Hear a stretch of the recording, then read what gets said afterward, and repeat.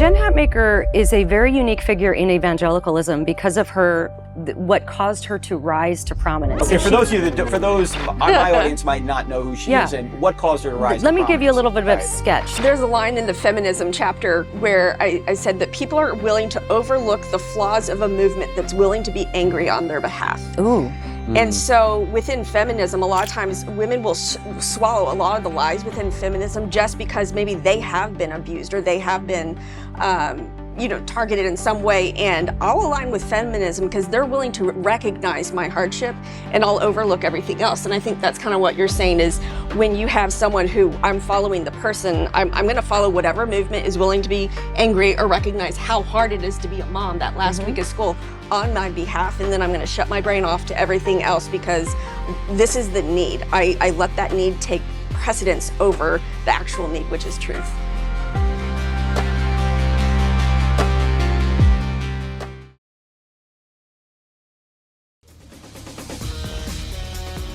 Ladies and gentlemen, we are at the Cross-Examine Instructor Academy right now here in Charlotte, North Carolina, and I have the women of apologetics. The most important women of apologetics are here with me right now. Hillary Morgan Ferrer, Mama Bear Apologetics.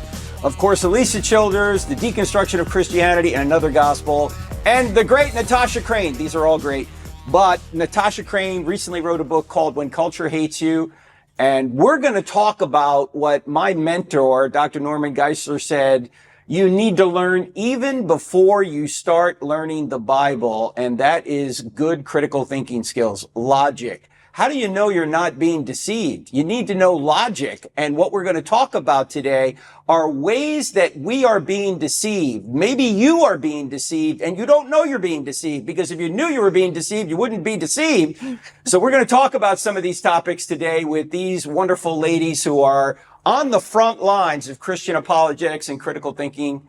Let me start with you, Hillary. Yeah. Mama Bear Apologetics has been like a sensation for, what, a decade? When was it? When did the first book come out? I think it came out in 2018 or 2019. It came out 2019 because we were finishing it up in 2018. And Elisa, did you write the foreword for that? Or I contributed a couple of chapters to that first book, yeah. Yeah. And that book has been a bestseller. I love the way it's written, by the way. You have a great way of writing. Oh, thank you. It's so personal. Why do you think that book struck a chord? What was it? I think it's because one of the things that I noticed before I did Mama Bear is every time I went to an apologetics conference, there was no childcare. And so if you have both parents that are wanting to go, but only one of them can go, a lot of times it was the men. And the women just were like, well, this isn't for me. They had apologetics as this place where you debate an atheist. Mm-hmm. And I remember seeing a woman who had no interest in apologetics until her son came home after college and said, I don't believe in God anymore. And then she dove head first into philosophy and logic and postmodernism and worldview, all the different things. And I thought, that's an instinct right there. That is, what is that? That's a mama bear. And I thought if women could understand how this is not just an interesting, exercise to do with, the weird Uncle Bob at the table where everybody gets uncomfortable, but this is a way to prepare your kids and to keep Satan, and basically what you were saying, to keep them from getting deceived. Well, then all of a sudden they've got some major, major skin in the game. You cannot compare the mama bear instinct to almost any other instinct out there. It is ferocious. And so I think it gave them a nurturing way to be ferocious, which is what they were wondering. And everybody's being discipled in some way. We're all being discipled by this. And especially if your kid has one of these, they're getting a lot more input from their iPhone than they are from their youth pastor or even sometimes from their parents. So it's really difficult to be a good discipler when you're being countered, or your kids are being counter-discipled by this. So, Elisa, your most recent book is on the deconstruction of Christianity.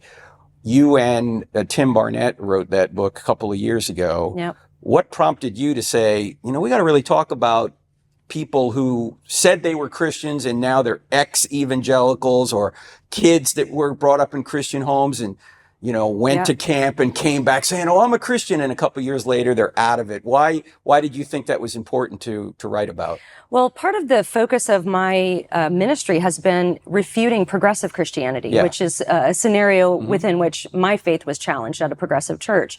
And so interestingly, I want to kind of piggyback a little bit on the success of Mama Bear, because I think, as I observed, I think the reason Mama Bear was such a sensation is because Hillary was really ahead of her time in a lot of ways. She had the foresight to see that there weren't just like arguments for the existence of God that needed to be talked about, or cosmological argument, intelligent design, but there were these things going on in culture that were radically affecting our children.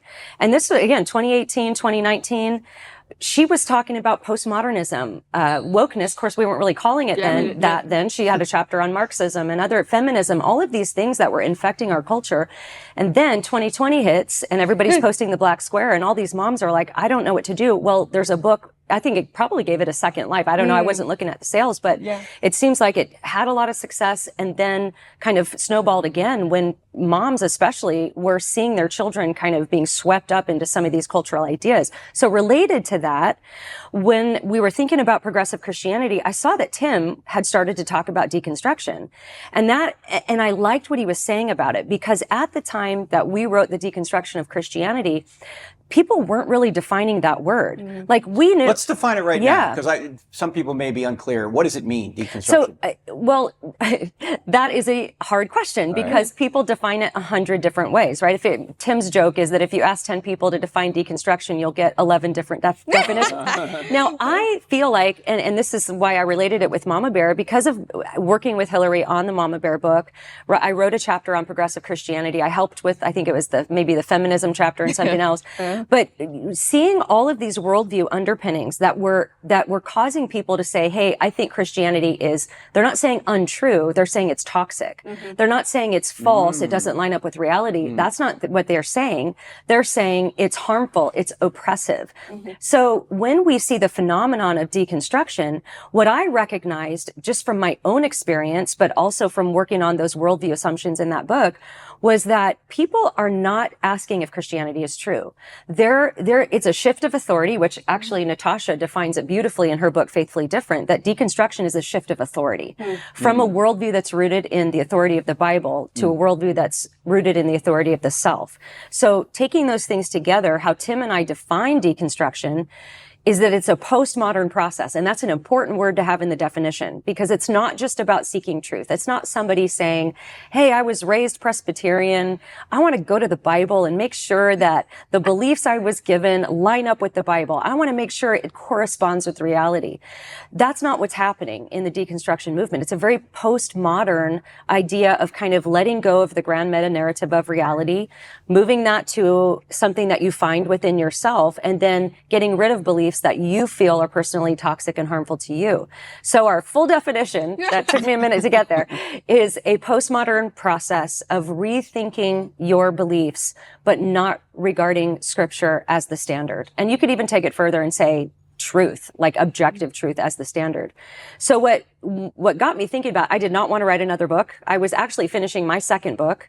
I had no interest in writing. I wanted to take 2 years off of writing books, but I saw that Tim was talking about deconstruction accurately, which was very rare because back then, a lot of Christian, well-meaning Christian, even, in the apologetics and theology, were saying, oh yeah, you can deconstruct, but just deconstruct in a healthy way.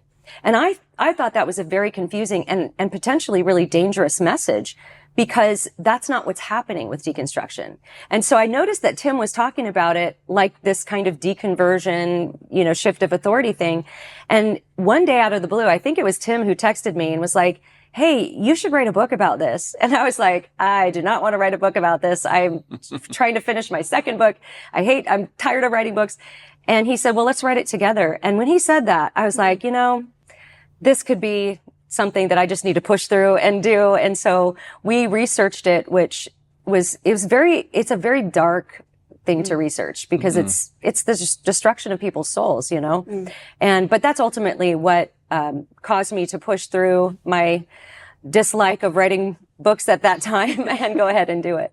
Well, Natasha, you had some insights that I thought I had no idea this was the case, but I know you talked about this in When Culture Hates You, and maybe you talked about in Faithfully Different, that one of the deceptions we tell ourselves is that human beings are inherently good, and even Christians believe this, correct? Right. So the research shows that the vast majority of Christians actually do believe that people are basically good.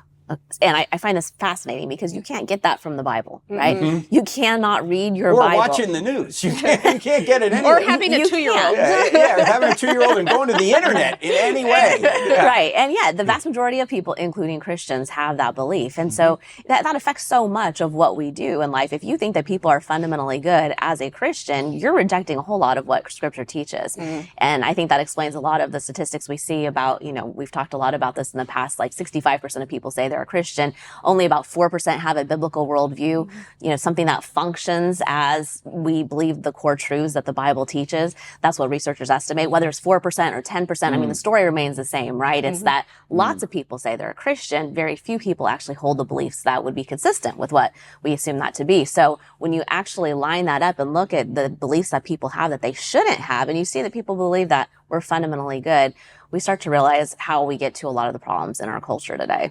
So if we believe we're fundamentally good, going back to your point, Elisa, that people are deconstructing because they think they're fundamentally good and they don't think that certain teachings maybe in the Bible are fundamentally good. So they're going to trust themselves. Absolutely. They are the authority now rather than Jesus, rather than the apostles, rather than the Scripture. And that's just going to lead them into deception. So what do we do to counter this? How do we get people to think critically, which is one of the most difficult things to do in our culture because it's so driven by imagery. Yeah. It's so driven by emotion. We're easily pulled away. In fact, we were talking before this, Hillary, you were saying that so many people out there in the culture are following cult figures. And you were talking about how they gain trust. Yes. Can you explain what that is? And maybe you can go back to Darwin. Yes, Darwin, I'll say I first noticed this when in my master's or working at, this is at Biola where we had to read Origin of Species cover to cover. And I remember, I had all these impressions of what I thought he was saying from what I heard people say. And he was so meticulous in his observations. Like he was literally counting the number of hairs between pigeon toes, to come to his conclusions. And so it's like he built this trust of this is how meticulous I am when I look at the evidence. And then about 2/3 of the way through, he's just started going off on all these things that are completely not observable. But by then, the audience thinks, oh, anything he's saying has this amount of just scrupulosity, shall we say, put into it that I can trust what he says here. And this is actually a pattern I've noticed in a lot of different things. So when Elisa and TC and I were doing a podcast a long time ago on a Jen Hatmaker book. I remember reading it thinking, oh, there's not anything in here I disagree with. And then I thought, wait, I'm 100 pages in and there's nothing I disagree with. That means she's not saying anything of substance. And it was around that halfway point or 2/3 that all of a sudden then she starts getting into all the controversial stuff. And so it's almost this, you have to brace for impact. And I would say that's one of the biggest things if we were going to do cultural, like how do we encourage people to be critical thinkers, is you have to brace for impact, which means you need to know where that impact is coming from. But sometimes people are bracing for impact and then they are interacting with the material where they're doing the trust building, and that bracing for impact goes down until they're like, okay, this is safe. And then boom, then it hits you with the lie. And by then they've already let their guard down. And also kind of piggybacking off of what you were saying, the questions the apologists used to get was, is this true? But I think there's actually 3 different facets of the faith where it's, is this true? Is this good? And is this effective? Meaning like, is this true? Is it factually true? Does this correspond to reality? Well, then we have, is it good? Is the message of Christianity good? And is the God of Christianity good? By what standard, though? Well, exactly. It's from their own standard. They don't realize that they, as you said, have been discipled into knowing their standards of what is true, good, and normal. And I would say that repetition is one of the things that establishes what is good, true, and normal. So when you have culture repeating something to you over and over and over again, it's basically like like one of those experiments where you put a white carnation into something with food dye until the whole flower takes it up. It's not something where you can just take one, put one truth in there. It's been absorbed on a cellular level. So it could have that white carnation DNA, but it just like we can say, I'm a Christian, but if you've absorbed everything from the culture, then you are effectively not a Christian. But again, it goes back to, is it what's true, what's good, and does it actually work in society? And I think the truth or the goodness is what people are questioning. Either the message, is it harmful? Does it, prevent flourishing? Is it abusive? Or God? Harmful, people would define that, I mean, from a deconstruction perspective. You guys have talked about this a lot when we've done the Unshaken tour about, in fact, you just used the word before, Lisa, toxic. Like this word is used, say, now to apply to parents who may hold traditional evangelical biblical views, and now their children are calling the parents toxic and withholding the grandchildren from the parents. And you cover this in the deconstruction of Christianity. I can't think of anything more toxic than withholding your own children from your parents. I mean, it seems so hypocritical. Yeah, and I'm glad to see that even the broader culture is waking up to this. I'm even seeing some articles written by secular psychologists about this phenomenon of adult children cutting off their elderly parents. And, of course, you want to acknowledge that there can be certain cases where maybe people really were abusive and toxic, if it's rightly defined, and that would be the appropriate thing to do. But the scale on which this is happening, Frank, night after night, when I go and speak at conferences, I meet elderly couple. I've started to say this from the platform, like judging by the size of this room, maybe, I don't know, let's say there's 500 people in there. I know there's at least 5 couples in here that you have adult children that have deconstructed, they've left the faith and they've cut you off, or they're about to cut you off, or something along those lines. And then after I speak and I meet people, I will have at least 5 couples come up to me and say, that was me, that's me, that's me, my child. And I had a mom reach out to me that I know in my real life, and I won't give too much detail to protect them, but same kind of situation. This is a lovely family, a wonderful, sweet Christian family. And so what we're seeing is that words like toxic and harmful are being defined very subjectively. And so in the book, we use the example of, imagine that you walk into a room and there's somebody laying on the floor and they're unconscious, but somebody else is standing over them beating on their chest. And I mean, that sounds really toxic and harmful. I think we would all agree, except that we have to back up and look at truth first. So what is true about the reality of this situation? Well, if it's a person who's just had a heart attack and the person standing over them beating on their chest is trying to perform CPR, even if they're doing it awkwardly and badly and they don't know what they're doing, maybe even causing bruising, the point is that it's actually a life-giving exercise. It's not something that's toxic, harmful, or abusive, because it's actually trying to resurrect, or not resurrect, but try to kickstart the heart to bring life. And so it's a life-giving thing, not a toxic thing. But what happens in deconstruction is they skip over the truth part and just go to the immediate feeling of, this person's beating on my chest, I don't like this, this is harmful to me.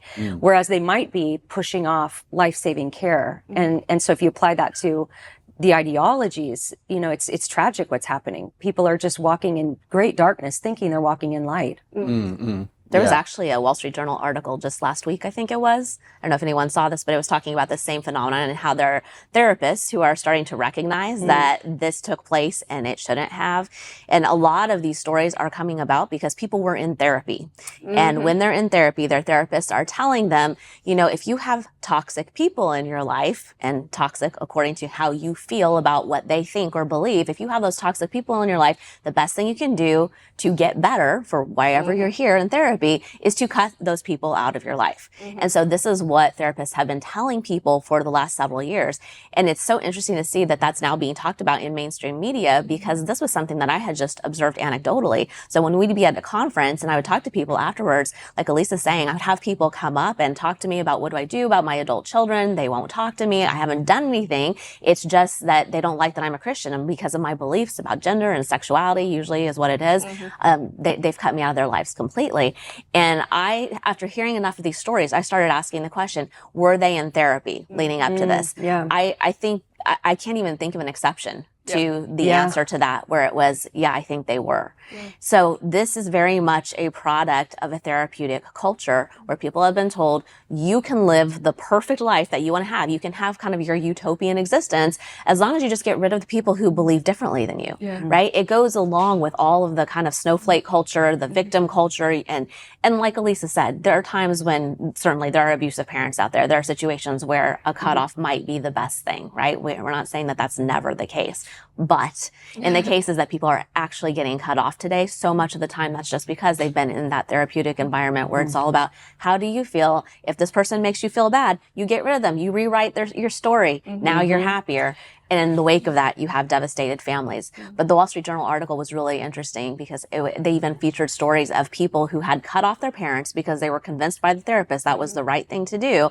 And then later they realized just how much devastation that had caused over time. And now they're reconnecting many years later and they really regret everything that's happened. So they're kind of warning people. So I'm glad that some of this is starting to come to light, especially in a publication like the Wall Street Journal, because it is such a thing specifically tied to therapy. There's actually a name for what you're calling that right now. And especially you tied it to, you said they're cutting off them because they have different beliefs. So within the Leon Festinger model of cognitive dissonance, one of the things that you do to reduce the dissonance, so dissonance can come from, I have one belief, someone else has another, these two things don't jive, therefore I feel uncomfortable. The way to get rid of that is you do something called create a social reality. Creating a social reality was like, an ancient term for the modern phenomena of echo chamber, where you get rid of anyone who doesn't believe the way you do, because anytime you're in contact with them, it will cause discomfort.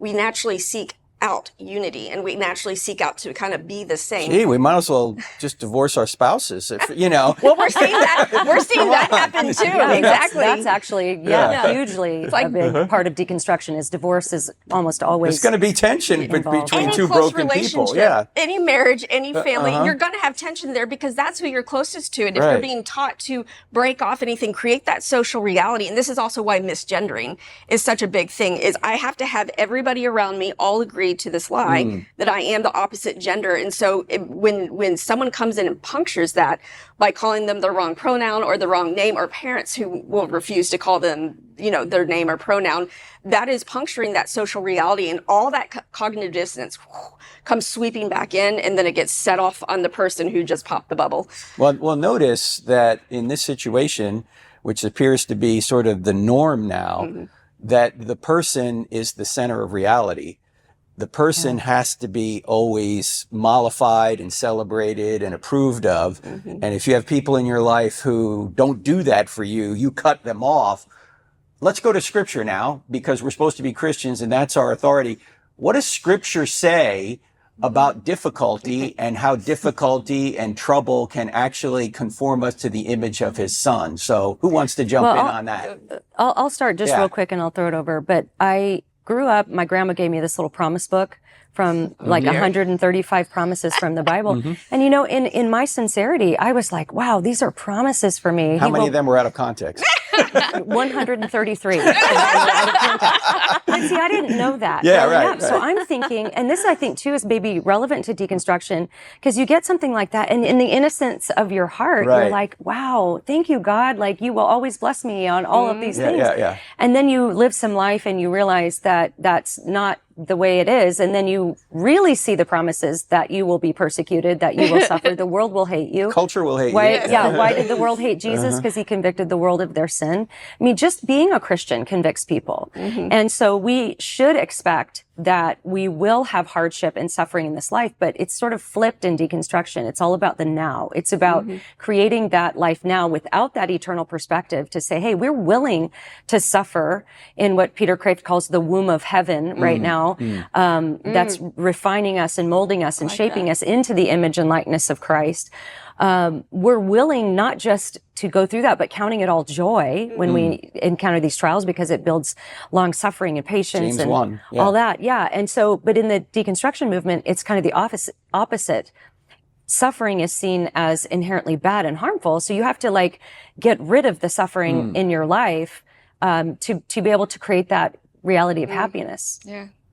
You were going to say something about that. Well, you just said, what does the Bible say? I'm like, better are wounds from a friend than kisses from an enemy. I mean, that's exactly what the Bible says. And if you're not close enough with anyone to where they will tell you that harsh truth, then you're not close enough with people. And I would say that this can sometimes be one of the difficulties of having female friendships, is because not only has this in the past been more of like a woman thing where we're always encouraging, oh no, you look great, you're doing wonderful, I love everything about you, because that's what your tribe does for you. They kind of, they tell you, like you were saying, let your hair down, you can be you. If you have a commitment to truth, sometimes it can be hard to be a friend with other women, because it's like, if you disagree or you don't kind of do this overly mollifying, coddling kind of thing, then it's like, well, I don't feel like my best self around her.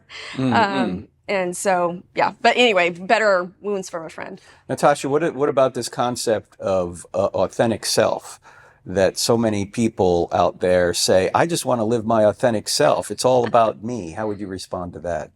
Well, it depends if they're a Christian or not. If they're not a Christian, you can have that conversation, but they're not coming from a biblical worldview, obviously. So they're going to think their authentic self is whatever they want to make of themselves. And that can be consistent with their worldview.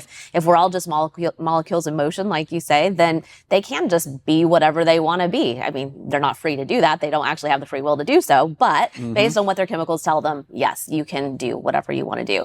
But this is where we start absorbing, like Hillary was saying in that analogy, we start absorbing the culture, and then Christians think, well, yeah, we want to be authentic. And they don't realize there's a different definition for that word if you're a Christian versus someone else. I mean, someone might in good faith say, oh yeah, I want to be authentic, meaning I want to be a genuine person. I don't want to be deceptive in some way. That's not what the culture means when they say authentic. When the culture's talking about being authentic, it means I want to do whatever I want to do, whatever is going to make me happiest. In Faithfully Different, I talk about how the mantras of secular culture are basically that feelings are the ultimate guide, and happiness is the ultimate goal, and judging is the ultimate sin. And that's how people treat it. So if you come alongside of me and you say, hey, you're doing something that you shouldn't, or you should be this way instead of being this way, then someone's going to say, well, who are you to tell me that? I'm myself. Only I know who I authentically am deep down. So when Christians absorb that language, we don't seem to recognize a lot of times that we don't want to be more like our natural self. We want to be more like Jesus, right? We're supposed to crucify our authentic self. Right. We're supposed to get away from those fleshy desires, right? We want to go God's way, not our way.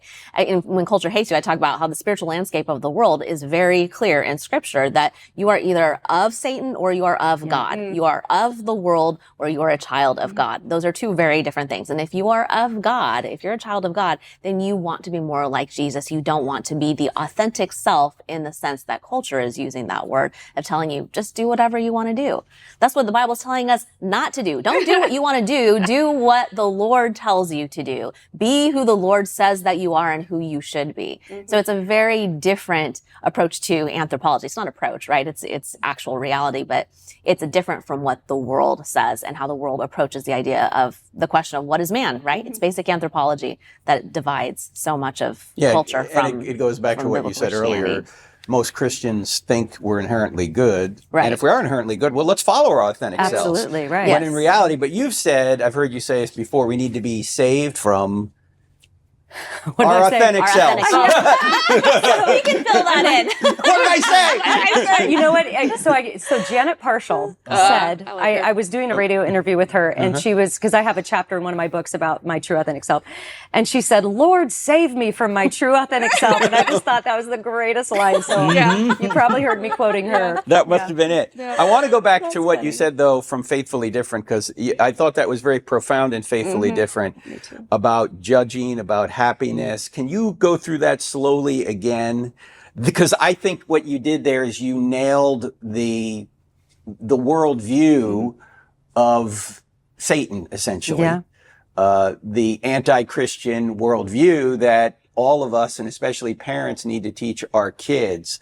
You talked about judging, you talked about goal, all that. Go through that again, would you, slowly? Yeah, so I call these the 4 tenets of secularism in the book. And to be clear, this is not what Christians should believe, but what we often believe, because it's not so explicitly against Christianity in a lot of people's minds. You know, if a Christian is told, oh, there is no God, or Jesus wasn't God, we instinctively know, okay, that's different than what I believe, what I should believe, right?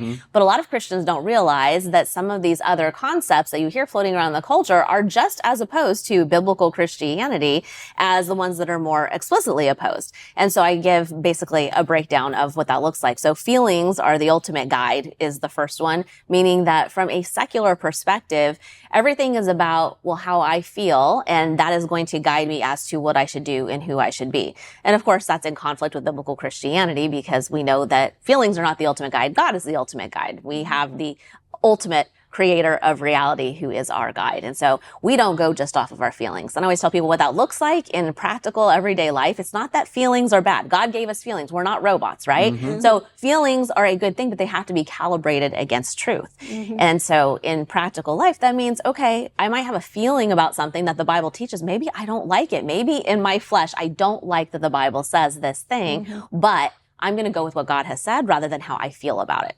So that is just from a practical perspective, how as Christians we should see that. And the second thing is that happiness is the ultimate goal. So from a secular perspective, there's nothing clearer to me in culture today than the fact that everyone rallies around this idea that happiness is the ultimate goal of life. And that gets you to a really bad place. And when I do my talk on Faithfully Different to audiences, I'll always say, now, does God want you to be happy?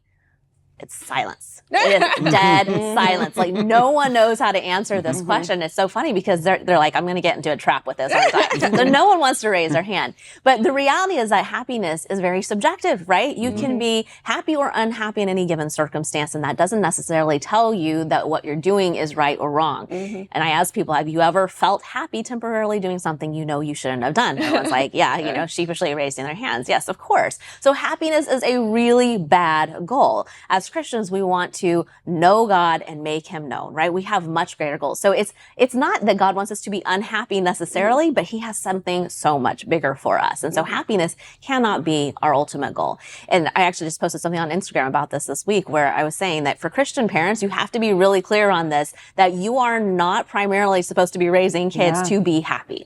And yet if you ask any parent, you know, what's your greatest goal for your kids? I guarantee you the vast majority of them will instinctively say, I just want my kids to be happy. That's not the right goal for parents. We want to raise kids to know and love the Lord. The outcome is not in our control, but we need to be obedient and leave the results to him. So it's not about happiness. The third thing is that judging is the ultimate sin. So I mentioned this a little bit earlier. If you think about it from that worldview perspective, if feelings are your guide and happiness is your goal, then of course it's going to make sense that judging is considered to be the absolute worst thing that you can do, because who are you to tell me how I feel and what makes me happy? You don't know. So how are you coming along and telling me that? And that actually makes sense within that worldview perspective. That would be consistent within that worldview. It's not consistent for a Christian, right? Because God is the ultimate judge. So he has the authority and the ability to determine what is right or wrong. That's different than the secular perspective where they're saying, you know, don't judge me because you don't know how I feel. I don't know how you feel, but how you feel doesn't actually matter because it doesn't determine reality, right? Little bit different. And then finally, God is the ultimate guess. Not guest with a T, but the ultimate guess.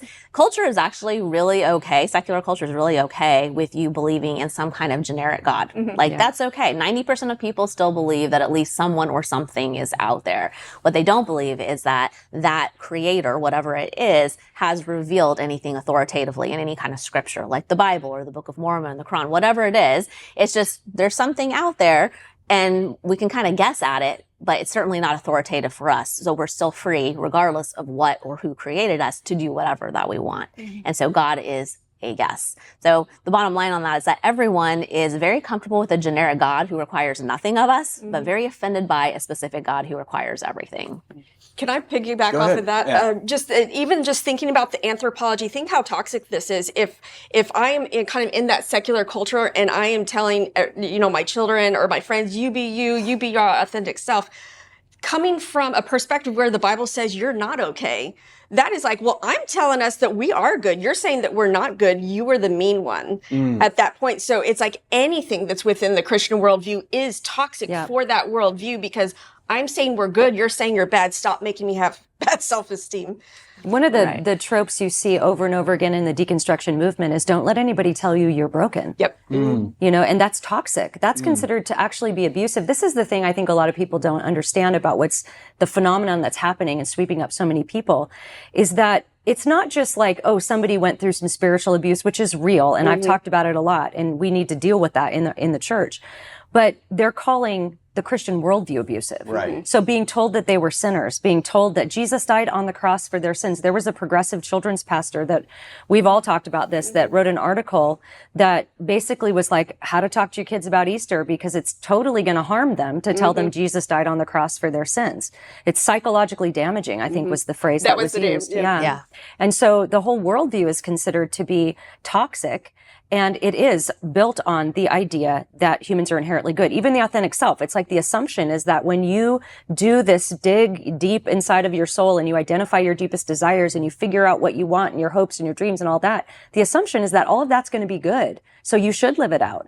And if we are, as you pointed out, if we are inherently good, then that would be the right thing to do, right? We should go sink inside of ourselves and find our inner knowing and release our inner cheetah and goddess and all of these things that it gets worded as, because that would be what is good. But it just does not line up with what's real. I mean, you don't even need a Bible to see that something is really wrong with humans. Yes. I think the problem is that everybody thinks they're better than the really, really bad people. Right. So like, it's fine to have justice for them, but like, we're good, right? I'm Right. good. Uh-huh. And I think that's the problem. And it's just that it might be that some of us are less evil than other you go. people, Yeah. but we're still evil. By the way, though the feelings are the ultimate guide, happiness is the ultimate goal, judging is the ultimate sin, God is the ultimate guess.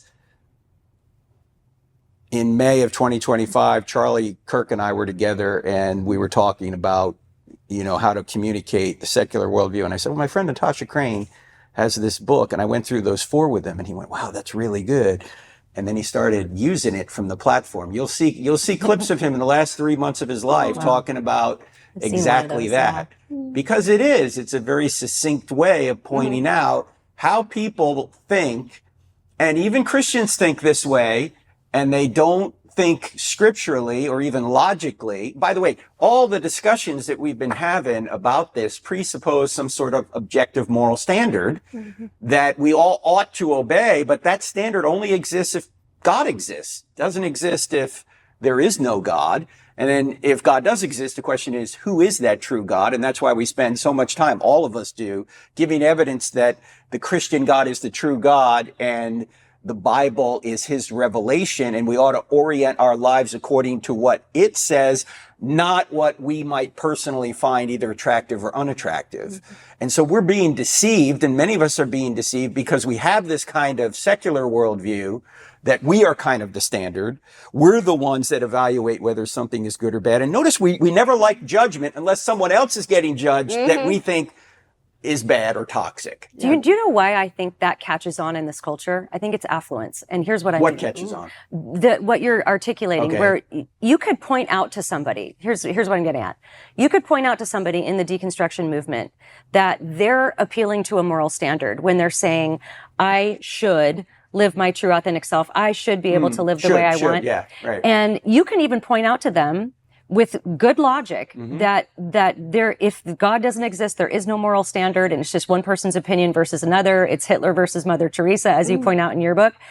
And they don't care. And I think it's because we live in a culture right now where they're kind of free to do that. Yeah. There are laws that basically protect them from that actually happening, right? But you put somebody in a situation where they're on the run from, some sort of militia, or In they've Nigeria been, or- and they've been pushed out of their homes, and all of a sudden they're appealing to a moral standard, and they get the contradiction. But I think it's the affluence and the comfortability that we all live in here in our culture, where people are, kind of spiritually fat and happy. They're protected for the most part. You can go to the store. You're generally safe to go to the store and buy your groceries and come home. And we have coats and we have dishwashers and we have all the comforts of modern life.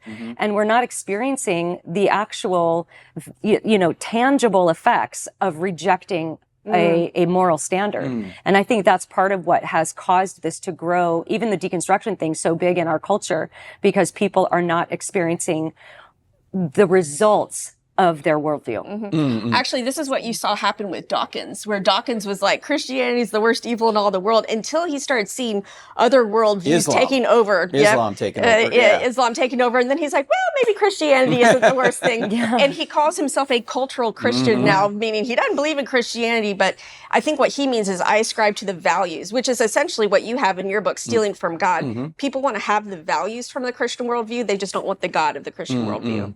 They want the kingdom without the king, it's been said. They want to be the king. I want all these benefits that Christianity has given the West and has given us, but I don't want to acknowledge where they come from because I want to be that king. And I'll modify the moral standard to get what I want. And then I'm going to impose that on everybody else. And that's why you need to call me by my pronouns. And that's why you need to accept me. And that's why you need to celebrate me. And that's going to be chaos. And there is a war on reality. By the way, there's a new book called The War on Reality. Everyone Nice knows. Yes. It's a war on reality. That was a great segue. That was a great segue. Wasn't Tell that us about good? the book, Frank. Yes. Oh, I'm so sad Phoenix isn't here. Well, we just did a podcast with her, so that'll air soon. But yeah, Phoenix was really brilliant in the way she wrote, because it's really written in her voice. And she's like you, the way you write, it's very conversational, and she's got all these little witty quips and everything. She was, I don't have this memorized, but there's a point in there where we're talking about the different ways that people think, or the different places they think morality comes from. And one of the ways or the places people think morality comes from is from ourselves, like we've been talking about. Like, we're the standard. And she said something like this in the book.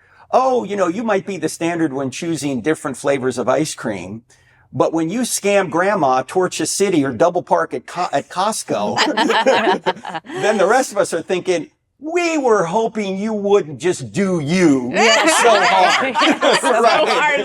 Maybe do you a little bit less. Right. Do you a little bit. I'm just like the double park at Costco. It's just so real. Oh, that's right. Yes. So she's got all that kind of like fun little side comments as we're making these points. Yes, Phoenix and I are definitely snark buddies. Yeah, that's right. And you need a little bit of snark. It's like Nick Freitas. Have you seen Nick Freitas? I love Nick Freitas. We had Nick on the show a couple months ago, and just Nick, he makes this sarcastic comment, and he always takes a sip from his coffee. It's like mic drop. I'm drinking. And it's got a different saying every single time on it. That's right. So I mean, I think humor is really important in the dystopia that we're in right now. Well, look at Babylon Bee. Oh, yeah. Yes. What the war they're waging on lies with humor and satire. It's amazing. That's right. There's a paper that I did in college, like even back then I was thinking about this, where I actually compare humor to a type of warfare, a strategic type of warfare, because there was this movie, I can't remember what movie it was, but it had Nicolas Cage in it. And every movie has I know, right? And he's surrounded by all these terrorists with guns, and he starts telling "Yo Mama So Fat" jokes. Oh, yeah? Until they all start giggling a little bit more, a little bit more. They literally lay down their arms, and then of course he goes all Chuck Norris on them and beats them, and that's how he escapes. But it was like this literal picture of the disarming effect that nature has, that and this is humor has. Thank you. That humor has. I think it was Bill Dembski said that if you want to, I think it was him, if somebody from Discovery, if you want something to seem untrue, you have to first make it sound ridiculous. And so that's what has happened in our culture with Christianity, is you try to strawman Christianity, but then two can play at that game. We can show you what beliefs you're actually doing, and it is kind of funny when you look at it. So that humor does actually help people to tear away that worldview, because it makes it ridiculous first. Babylon Bee. There was a playwright, I can't remember his name, but he said this: get them laughing, and when their mouths are open, pour truth in. Ooh, that's good. That's good. And so that does, because when people can laugh, in fact, maybe we were talking about this before, Jen Hatmaker, you guys have tracked with her, but I think so much of what her appeal might be to some people is it's almost like virtue signaling, to say, I'm kind of smarter than those evangelical Christians who believe in, say, hell. Like, I'm too civilized for that, and I don't really believe in judgment, so I'm kind of liberated from that. Why don't you come along with me? It's this sort of virtue signaling or approval from the crowds, and talk about that a little bit. How do people, particularly, I'm not saying Jen Hatmaker is necessarily a cult figure, but there are, she has a tribe. We all have tribes, and we want to kind of feel in with our tribe, or we try and get people to be in with our tribe, and people who often are peddling falsehoods, whether she thinks it's false or not, isn't really the issue, but they're peddling falsehoods. What tactics do they do to try and get people to believe what they say, and kind of bypass critical thinking? Have you seen anything? I mean, you were talking earlier about how Darwin was so detailed on things in the beginning of the book, and by the end of the book, you thought, well, he was so detailed in the front, don't we have to just accept all these conclusions that he hasn't really substantiated? Yeah.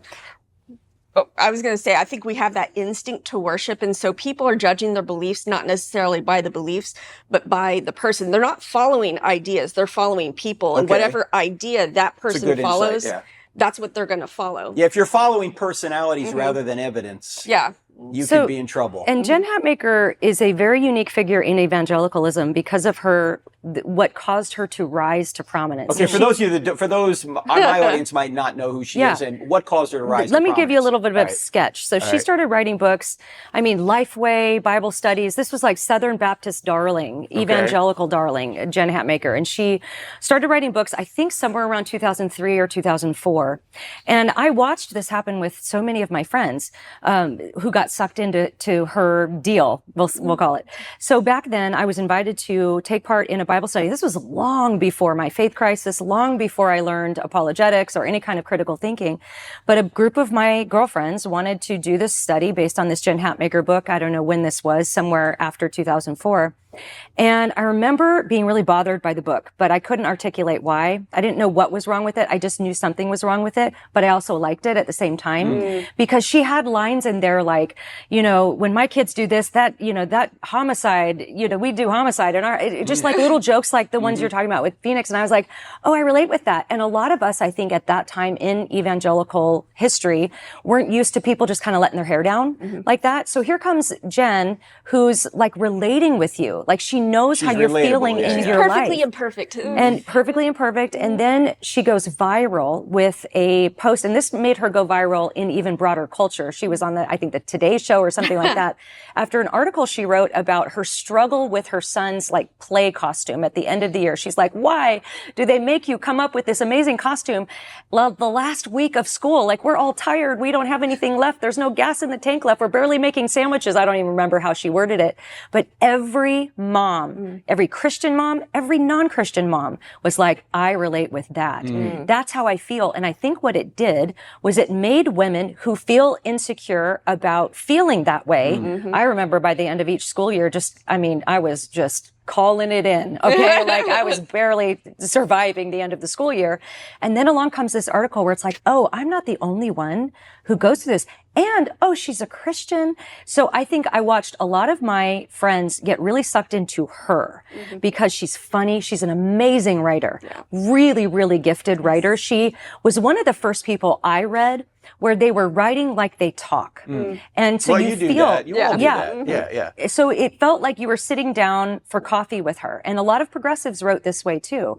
And so people got sucked in. Fast forward to 2016, she comes out as affirming of gay marriage. Now, she at the time was the highest profile self-identified evangelical Christian to do that. And that was enormously powerful to persuade a lot of people. Now, from there, she went down the road, almost instantly became like the darling of the progressive Christian world.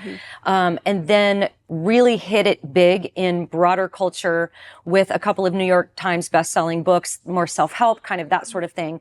And then she just came out with an article, which it was so confusing to me because it was like this announcement that she had let go of a literal hell. I mean, she's already said God is a black woman. I don't know why we're even worried about what she thinks about hell. But ultimately that's the trajectory. And she brought, I would have to estimate, but hundreds of thousands of women, at least, and I think that's conservative, from a biblical worldview into a secular worldview, where now she's basically teaching that the historic Christian gospel is toxic and you need to free yourself of it. And all these women have followed her all these years. So they're following a personality rather than evidence. Yep. Right. And so I think the reason it was so persuasive, though, is because she was really hitting a nerve that a lot of women were feeling. Because here's the reality. At the time, maybe there weren't a lot of people in the evangelical space talking about how hard it is to be a mom, how hard it is to get through that last week of school, how you feel just exhausted. You feel like you're not doing enough for your kids. And then somebody comes along, and here's the problem, though. Affirming you in that. That's the problem. Rather than saying, look, I get it. I sympathize. Like, I've been there. It's so hard. But you know what? Get up today. Disciple your kids today. Do the best you can today to be the best mom you can today. That wasn't the message. The message was, it's all good. It's wine o'clock. My kids are monsters too. Let's all laugh about it. That was kind of, I mean, that's my summary, but that's, I think, what sucked people into kind of a laziness and a spiritual laziness, and then a shift of authority to myself, really. Like, yeah, I feel that way too. And I'm gonna just have my glass of wine. And I'm not saying it's wrong to have wine, but it's just, you know, it's like that kind of, I'm gonna check out, and it's okay because she does it too. There's a line in the feminism chapter where I said that people are willing to overlook the flaws of a movement that's willing to be angry on their behalf. Ooh.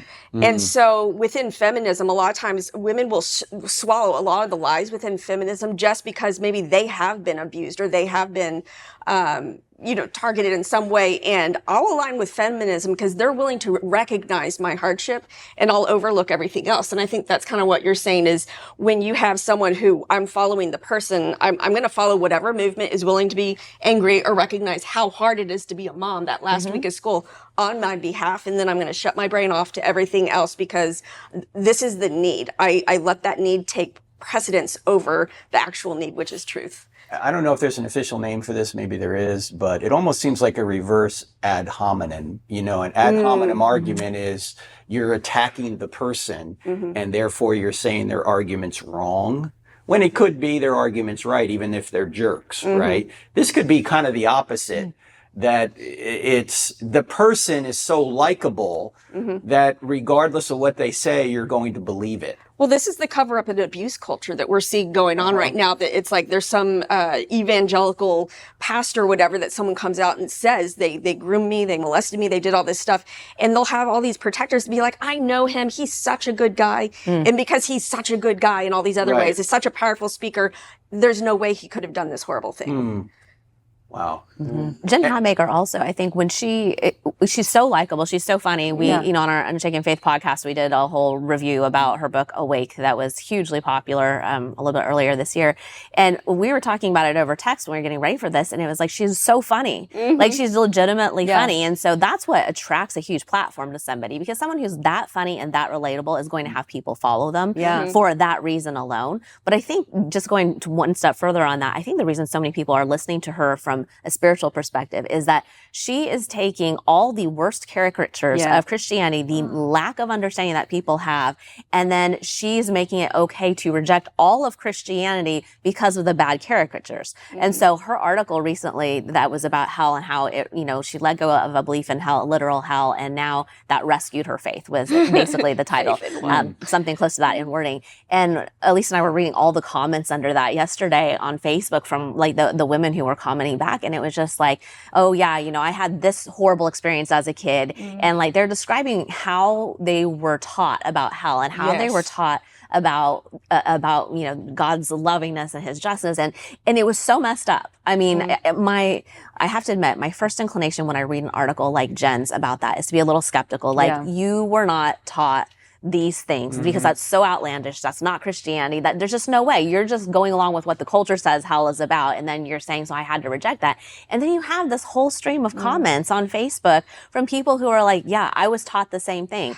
And this is exactly what happened. And some of those comments were heartbreaking. And people were like, if you think that she's lying, and this was not to me, but there were a couple of people who suggested the same thing that I was saying. And they're like, if you think that this isn't true, you just weren't raised in that kind of church. But there are a lot of us who were. And so it was really fascinating, I think, to read that because I'm fortunate that I was not raised in those kinds of churches, that kind of environment. But for people who were, they're seeing someone like a Jen Hatmaker who's like, yeah, guys, this just doesn't make sense. Like this, I'm all in on a God who loves me all the time, no matter what, loves everyone, loves you, me, the whole world. I mean, it's all love, love, love, right? So we're getting rid of this belief in hell. And people are like, that makes sense to me. But there's no conversation about, well, what does the Bible actually teach? And what you were taught as a kid, is that consistent with what the Bible teaches? No one is concerned with that. She gave a little head nod in her article to that she had been reading kind of books about this. And she's like, I'll skip over all the, I don't know. Did she actually say the exegesis? She said skip over the scholarship and exegesis, but it's there. Yeah. She's like, but I had read all this. But then she doesn't discuss it. She doesn't discuss it. But I think that even gave, permission in a sense for the people following her to be like, oh, well, Jen looked into it. And, certainly we don't have to believe in hell. Well, she even said when she and her husband at the time came out in favor of gay marriage in 2016, they literally said, one of them said on their Facebook post, like, we did the heavy lifting so that you don't have to, basically. I think we talked about that on a podcast once. Don't worry, we got you. We did the heavy lifting. We read the books. And so we have concluded this. But Jen's whole reasosoning is basically, I feel better. My faith is stronger. I believe in Jesus more now that I've let go of this belief Her own in hell. Jesus. Yes. Her own Jesus. And I was joking. Another Jesus. Earlier. Another gospel. Or she at Exactly. least likes him more now. Well, and it's like, it'd be like saying, well, I stopped believing that I could get diabetes and now my relationship with sugar is like the best ever. Right? I mean, it is right now. Exactly. Yeah. Well, we were talking during the break too, that sometimes people can advance a argument over here by giving evidence that is true, but it has no impact on the argument they're trying to make over here. You mentioned Candace Owens. Explain what you meant by that. Well, that was kind of a revelation for me because so back, I don't want to get too long on this, but I watched her entire series on, Macron? which one was it? Macron. Okay, I watched the whole thing. Yeah. Because I was just like, I got to see what this phenomenon is all about. Why all these people are, and I had an open mind. I really did. I was like, I have no dog in the fight. I barely even heard of these people. So, I don't follow foreign, politics or anything. So, let's see what she has to say.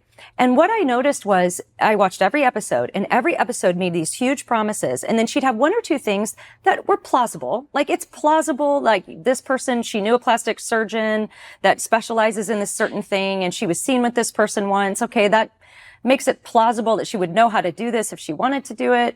And then she makes these outlandish claims and says, we're going to talk about it next time. Well, the next time comes, I would be like, wait, I thought we were talking about that. She doesn't. And then at the end, she's like, oh yeah, we're still going to talk about that. And you're like, oh, okay. Then the next episode, she still doesn't talk about that. The next one, she sort of does, but just says the same thing she said the first time. But by now you think that that's an established fact because she hinted at it in the first thing. She never actually gets around to the evidence for it. So I was sort of like, what is the deal here? Because all she did, in my view, was create a plausible case that if Brigitte Macron is a man, here's how she could have done it. That's the only thing she established. She didn't establish anything in, facts. But because it's almost like there's a logical fallacy called the Gish Gallop, where you just throw so many things at a person that they don't even have a chance at getting to each one. And so it was kind of like a version of that. And so now, fast forward to all of the things she's saying regarding the killing of Charlie Kirk. In my opinion, I've never said this publicly, but it feels like it's almost like she's just driving a car through a building to see how far she can get before it stops because it's so insane, the things that she is doing. But I had a revelation. I was watching Jeremy Boring, who was talking about these things. And what him and the two gentlemen he was talking with were pointing out is that it's not that she doesn't have evidence for some of her claims, because she does. Like you and I talked on a podcast, Frank, about how she pointed out that Frank said he had the phone on till he got home, but that was 9 hours later. But then later he said it was the hospital. So he's lying. Well, she has evidence to say that you said one thing and then you said another. But how does that relate to the central claim that the Jews and whoever she's thinking killed Charlie Kirk, and that you were involved in all this because you misspoke, or let's even say you did lie. First of all, why would you lie about that? It has nothing to do with anything. And so people think, oh, she's got receipts. She's got evidence because she made this claim here that's not even related to the central claim she's making. She did have a receipt for that. And then she's interpreting it in a certain way. And so if you have enough of that, I mean, I know we don't have tons of time, but I shared how back again, before I learned critical thinking, before I learned all of this stuff, I really fell for the Sandy Hook conspiracy theory. And I didn't have anybody guiding me on that. I was just watching it and things didn't seem right. There were things that weren't adding up. This person was acting weird. This looked like a photoshopped picture and I looked really close and we didn't have AI back then. And I'm like, that really does look like a photoshopped picture and things are just not adding up. But I didn't say anything because I didn't want to hurt people if it was real, because I don't know. I mean, I wasn't there, but I remember being very skeptical of the narrative on that. And it wasn't until I learned critical thinking that I realized I was really thinking with my feelings. Like, how do I know how people are going to act in a situation like that? And so if there would have been a Candace, maybe back then, that's putting all the pieces together for me and saying, hey, if you're feeling this, you're not wrong. Trust your gut on this. We know, we know, you know, we know, you know, and kind of pulled in that sort of thing. There's a chance I could have fallen for that. But especially with the claims that she's making that are so grandiose about real people. It's slander. In fact, I'm working on a teaching that I'm going to do on my podcast about gossip because it's gossip. Like what we are seeing is a demonically fueled gossip and the results that happen when you get eaten up with gossip and slander, which go together. And we're seeing Christians just get swept up into this. And it's really insidious. I don't know how else to describe it, but it's because people haven't learned how to critically think. So if she has receipt, then that must mean what she's saying about this is true. And that's the key point that people don't get. If someone had said, I saw a second shooter, and then later said, oh no, I didn't see a second shooter, then you might go, okay, that could be something that is one of her claims, you know, or if someone said, I saw Tyler Robinson actually in California. You know, that day, he couldn't have been in Utah. And then later the guy said, oh no, I didn't see him in Cal. You'd go, wait a minute, maybe this is, but to say there was a drone or there wasn't a drone, or it was at hospital or hotel, you shut up your phone. I mean, oh yeah, I did misspeak. I meant to say hospital, but I said hotel. Gee, I have this condition known as 64. Sometimes. Well, we all misspeak. I watch my podcast back sometimes and I'm like, oh, I said you did it just a minute ago. I did it just a second ago. I said nature instead of instead of and you didn't realize it. You didn't realize it until he corrected you. Until he said it, I was like, oh yeah, I did say that. I mean, when I read my audiobooks, I can't tell you how many times the producer will be like, you said the word what and you were supposed to say which, and I was like, no, I didn't. But I'm like, I hate that when they stop you in the middle of it. But I mean, you don't realize, you know, and everybody does that. It's part of being human. Yes. Ladies and gentlemen, are you sure your young person has the right worldview? Because if they're getting their worldview from this, it's probably not the Christian worldview. And they might be confused with all the competing worldviews out there. What you want to do is enroll them in the Truth Changes Everything Expedition to Reality course. Expedition to Reality that Shanda Fulbright and myself teach will take your, 7th to 9th grader through all of these different worldviews and ground them in the right Christian worldview. That online course starts August 31st. So go to crossexamine.org, click on online courses. You'll see it there. And then this next course is for anyone. I can't believe we've actually discovered the course that my mentor, Dr. Norman Geisler, taught on ancient philosophy, all the way from ancient philosophy, like the pre-Socratics prior to Socrates, all the way through Aquinas. That particular course is called The History of Ancient and Medieval Western Philosophy. My mentor, Dr. Norman Geisler, one of the top philosophers of the past century, taught that about 10 years ago. He passed away in 2019. You're never going to have this opportunity again. If you want to know ancient and medieval philosophy, and you should want to know it because it helps inform what we believe now, you need to take that course. And Dr. Richard Howe, who taught with Dr. Geisler, will be your main Zoom Q&A instructor. I will also join on occasion for that.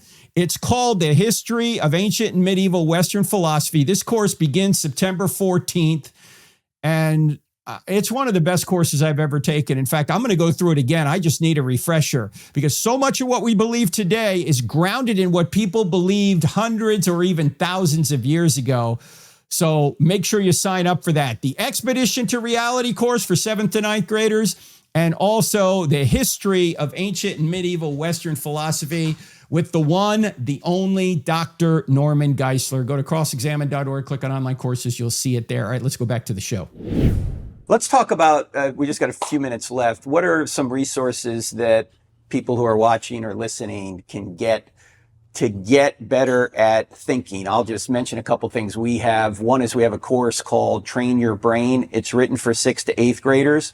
So we tell parents to take it because it's written for 6th to 8th graders. Anybody can get logic. It's taught mostly by Shanda Fulbright, who's a great teacher. I'm involved a little bit on it as well. So that's a really good basic course in logic that will help you spot some of these fallacies. What do you guys have? What do you want to recommend? Well, Mama Bear is coming out with a deep dive class. And so it's for anyone especially who wants to teach the Mama Bear book. But the girls that we have that are helping put this class together you're going to take that ROAR method that we go through in the book, which stands for recognize the message, offer objective discernment, argue for a healthier approach, and then reinforce with discussion, discipleship, and prayer is just the way we say for interacting with ideas, and especially with your kids, how to train them up. She takes each of those through each of the isms and just multiple things that they can roar through to where it becomes second nature. And I'll tell you, like, we have some of our Mama Bears kids that are like texting them in the middle of movies and be like, oh, ask me about this scene, because they're catching stuff. It reminds me of your, like, long time ago when I first was like, I love this girl.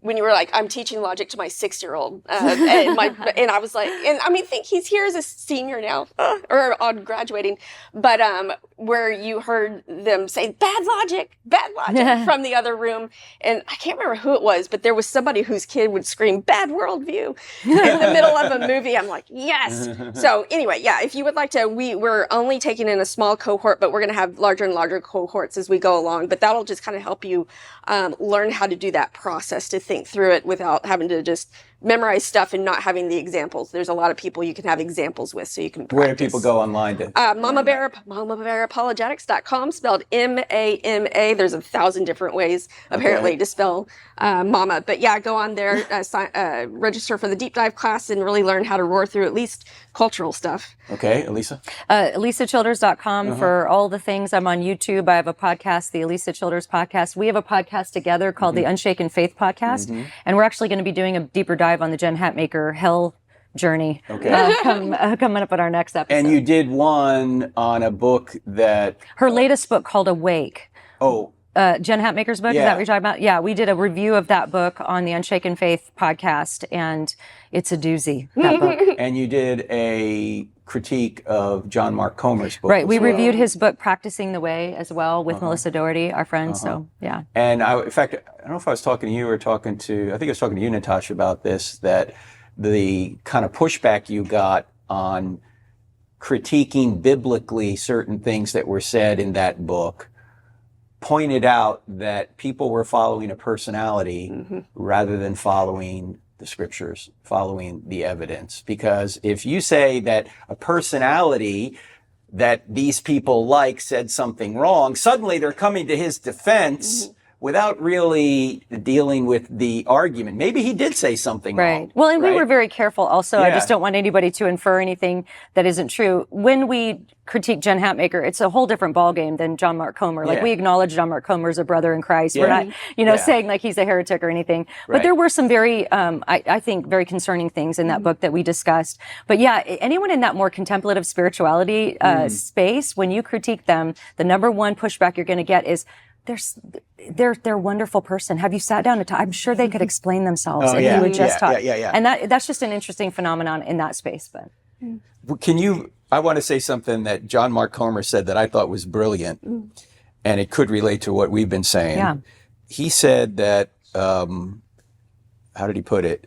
Addiction is slow suicide by pleasure. Ooh, that's good. It's a great line. Addiction, and he writes a lot of good things. Is slow suicide by pleasure. And it almost seems like what we've been talking about for the past hour is people are addicted to their own happiness And it really is slow suicide by pleasure, because I can't be in any way stressed out in my relationship with anybody. So if they're stressing me out, I'm just going to cut them off. When in fact, that person may have been a sanctification machine for you, right? That person may cause you to become more like Jesus. Yes. But you're cutting them out of your life because you are the person that always needs to be pleased and celebrated and mollified and looked after. And so I'm going to cut everybody else out. And what you're doing is you're actually engaged in a slow suicide by your own desires, your own pleasure. You want to be who you want to be. You don't want to become conformed to the image of Christ. Yeah. Piggyback on that if you want, or tell us where we can get more stuff from your side.